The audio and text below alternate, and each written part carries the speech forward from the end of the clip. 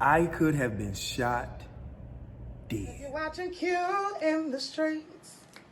Q in the streets. Said you're watching Q in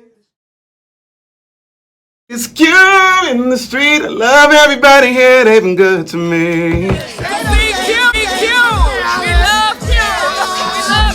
Tashina Arnold, and it's Q in the street. I love that.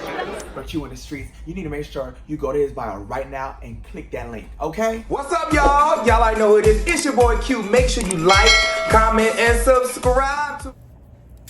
What's up, y'all? It's your boy Q. As you guys can tell, my energy is definitely off. So I definitely cannot do my intro where I'm telling you guys to like, comment, subscribe, and all that good jush. However, make sure you do that. But the reason for this video is for me to basically tell my side of the story and just kind of get it out. And I would love to, before I get into it, I know my Q-tip fam reach is pretty far. I would love to get you guys this feedback. I know y'all got some cousin lawyers out there and some attorneys and all that stuff. I would love, or some police, whatever. I would love to hear you guys' feedback about this matter. Yeah, I would just love to hear what you guys have to say. Before I start discussing anything, I'm okay. This is probably the first time, well, I told my parents, but this is the first time, of course, you know, like this. I haven't told publicly everybody or nobody. So I'm just getting this out and off my chest. So today is what, May 21st?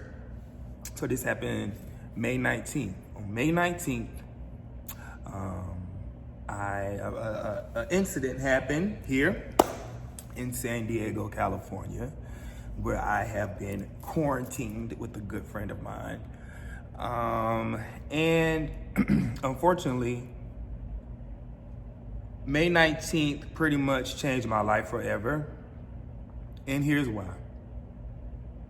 So I had a long day and working, So I'm in the bed probably around 9 o'clock. I'm probably lights out, knocked out by like 9:30, probably around 9:30.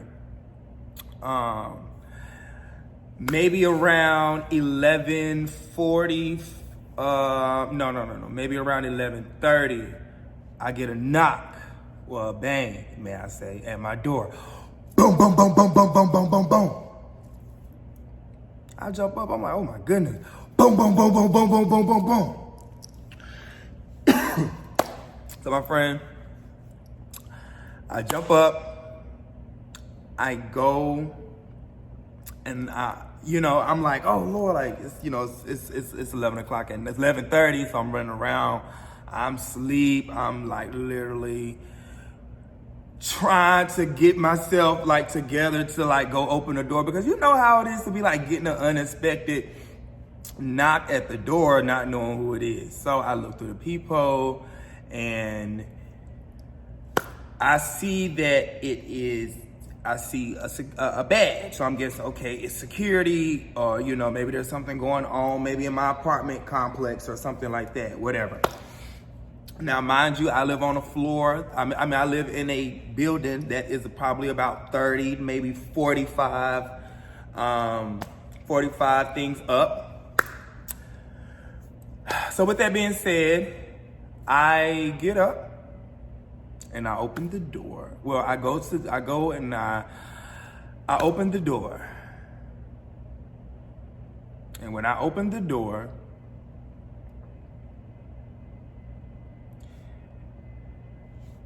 there was a man pointing a gun in my face.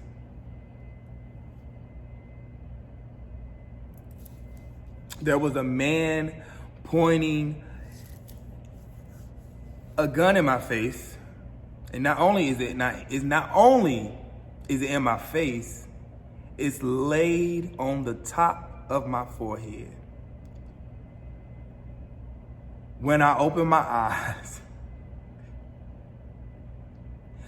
I saw like 11 other officers. Well, no, 10 other officers, because it's probably maybe about 11 of them in total. maybe, about 10 other officers. I would say 6 of them had their gun drawn.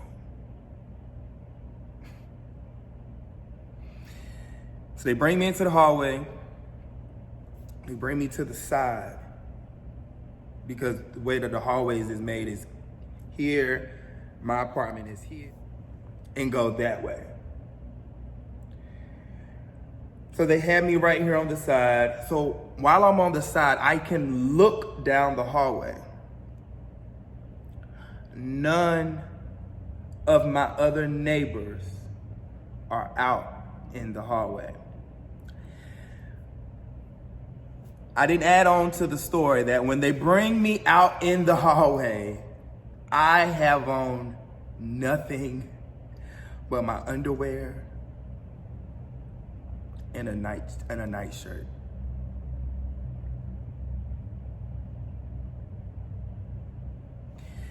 They tell me to come back by the door. They snatch my friend out. My friend has on nothing but underwear. They ask us to move to the other side of the door. While they asked me to move to the other side of the door, I just told you guys it's a long hallway. If there was a shooter in my building, I would have been the first one they hit because they had about 8 other officers run into my apartment. The other officers have us against the wall. They have him against the wall. They have me open fire lane. They have guns out, guns out. Now let's back up to the story. When I opened that door,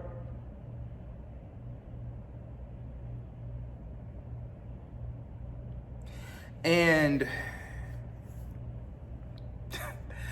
when I opened that door, if I would have made one wrong move,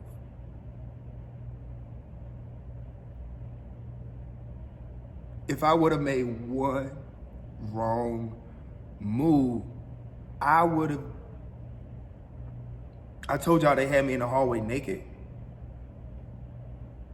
If I would have tried to reach for a shirt or reach for a pair of pants or a pair of jeans or something to put on,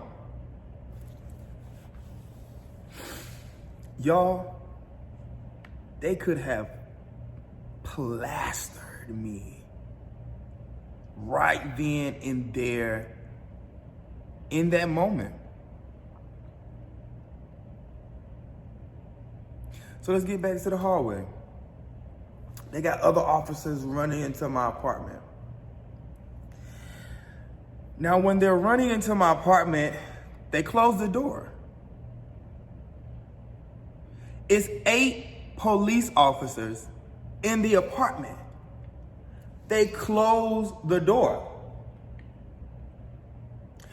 I have 2 dogs. My friend has 2 dogs. There's 2 dogs in the apartment. Anything could have happened with their door closed, with my dogs. They could have planted anything in that apartment while am I in the hallway? And mind y'all, when I'm out in that hallway, I look down, there's nobody else. There's no other neighbors out of the apartment. So I'm just like, wait, I'm being treated like the victim. Wait, was a police call on me?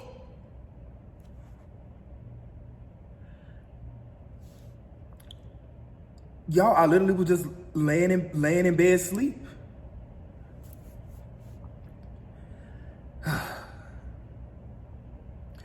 They put us back in the apartment. They literally closed the door. And they pretty much leave.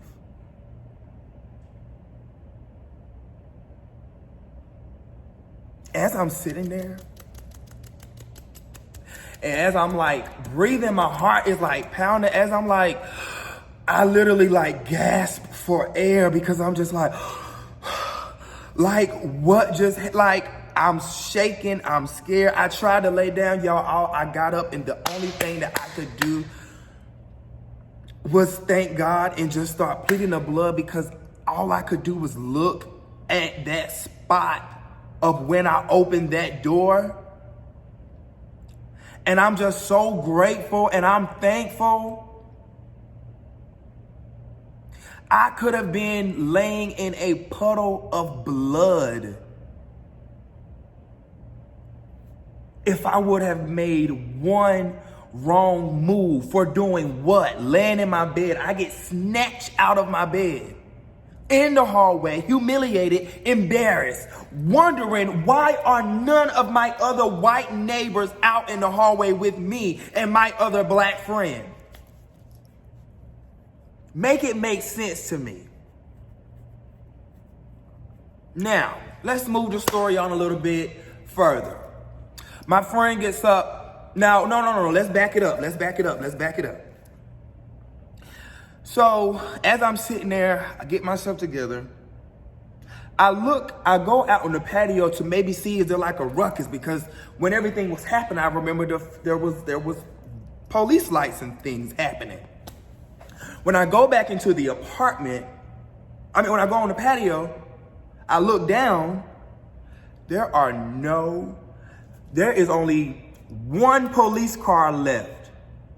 Everybody else has vanished.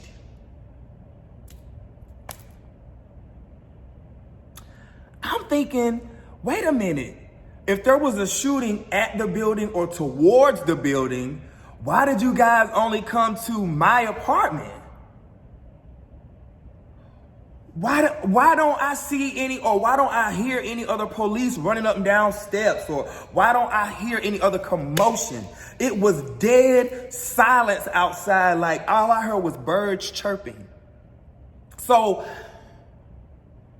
to be standing and having this white man have this gun placed to the forehead of my head, y'all, and to have maybe 6 other officers with their guns out drawn towards me, y'all, is just a feeling.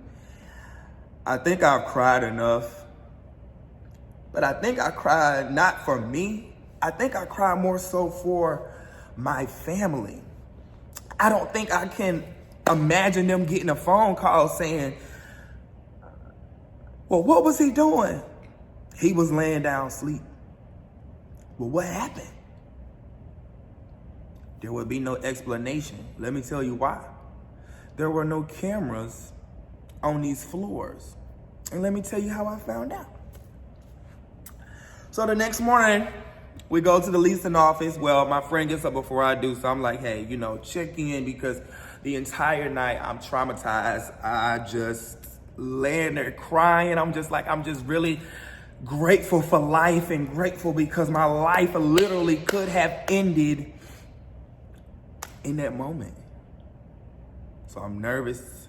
Every time I try to close my eyes, every bump, every time I hear a car horn outside, I'm like waking up, shaking and stuff, because all I can see is me literally laying in that puddle of blood. Could have been me. My throat is dry. Y'all can hear it. Like, it's been a day, but let me finish with this story. So my friend goes down to the leasing office and is like, check in with the security at the front desk and is like, hey, what happened last night, whatever, da-da-da.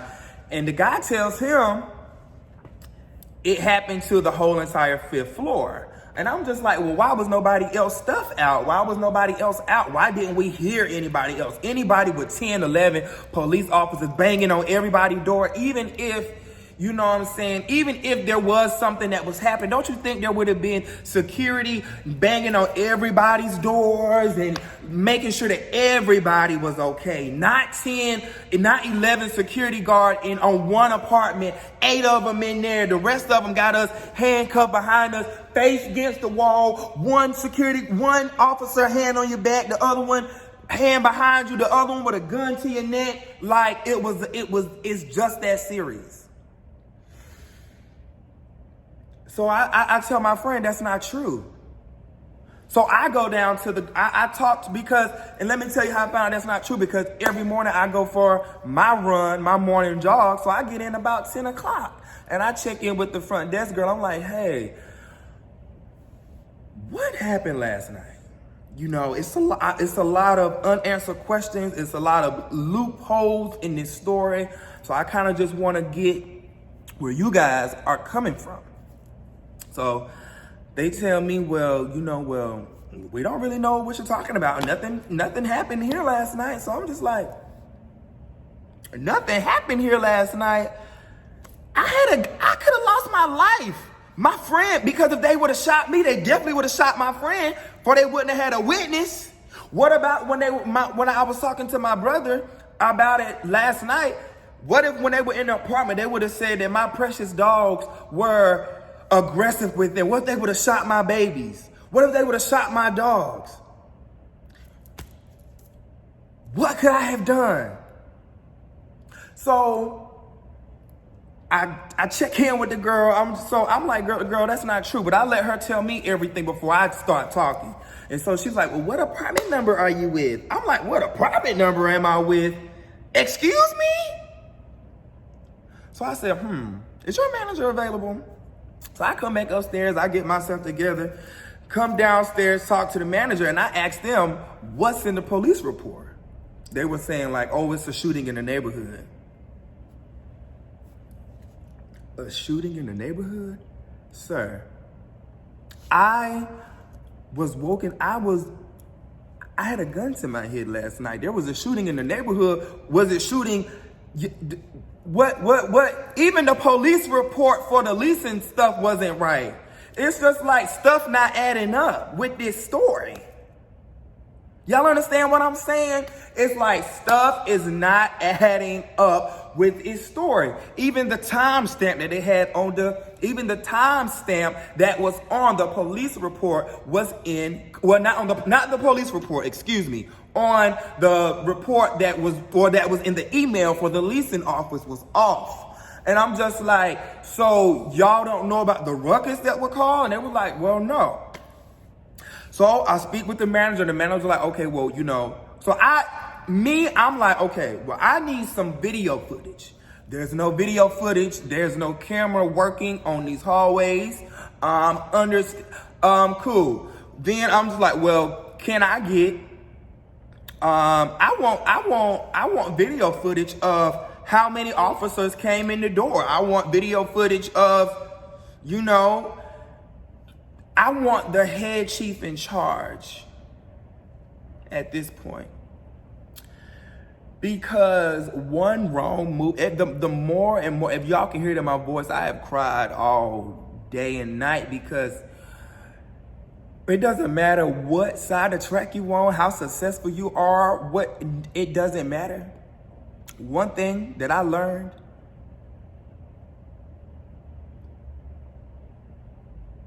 I was a black man in America, May 19th. It didn't matter who I was. It didn't matter who my family was. I can't imagine my parents getting a phone call about their baby being shot. I'm a father, I'm a friend. I cannot explain this traumatic experience any more detailed. Let me think back to just make sure that I'm not missing anything, because I really just want to get this out. Because from this point on, I really want you guys to comment, and I'm really going to be reading, because I really want to take legal action. Here's why. When the door was open the very first thing should have not been a gun drawn to my head.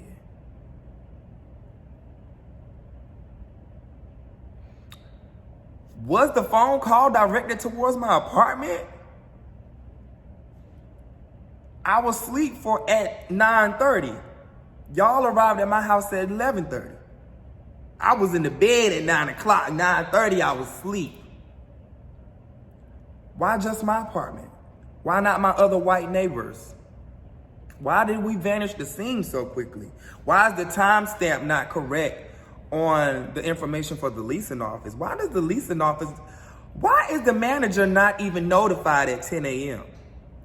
The leasing manager, when something happens on the property that major, that manager would have been notified immediately.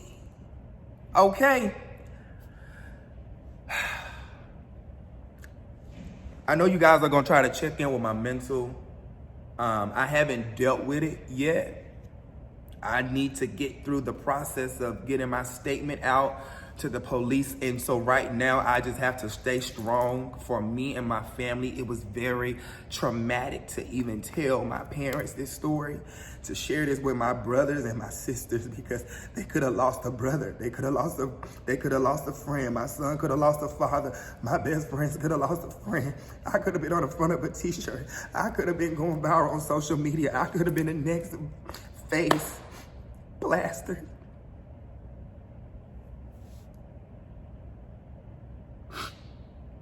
Just for being black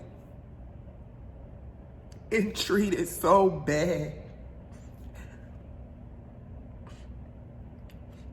This is just an experience I just don't think that I'll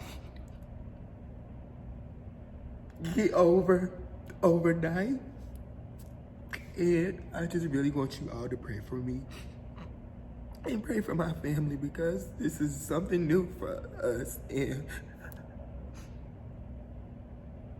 it may or may not be small to somebody like, oh, Q, you had, everybody ever run in with the police or something, but I'm sorry, I have not.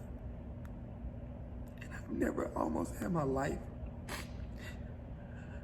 flash before my eyes like that. Anyways, I hate crying on camera. I think it's disgusting. Just be safe. Just be safe. Just be safe. And just live life. And just get it right with your friends and with family. And just get right with God. And just get right with yourself, because you never know when it's gonna be your last day. And I'm just grateful that I was able to be in a situation where I am able to tell my story, because the way it's looking, if I would have been plastered, nobody would have been able to tell my story, nor would have been able to be seen.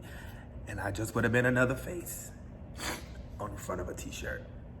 So I'm just glad that I made it out and I'm able to tell my story. And I do plan on having justice served.